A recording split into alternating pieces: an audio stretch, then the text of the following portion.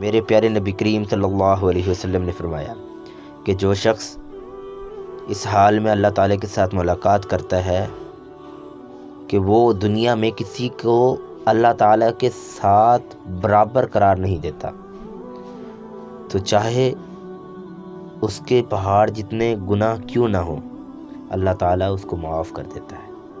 میرے پیارے نبی کریم صلی اللہ علیہ وسلم نے فرمایا کہ راستے بند کرنا درست نہیں۔ دوستو، نبی کریم صلی اللہ علیہ وسلم نے یہ بھی فرمایا کہ راستے میں بیٹھنے سے اجتناب کرو اور ضرورت پڑے تو راستے کا حق ادا کرو۔ اکرام رضوان اللہ علیہم اجمعین سوال کرنے لگے کہ راستے کا حق کیا ہے؟ تو رسول اللہ صلی اللہ علیہ وسلم نے فرمایا کہ نظر کسی کو تکلیف نہ دینا اور سلام کا جواب دینا، بات بتانا اور بری بات سے منع کرنا۔ دوستو، اللہ تعالیٰ اپنے بندے کو 70 ماؤں سے بھی زیادہ پیار کرتا ہے۔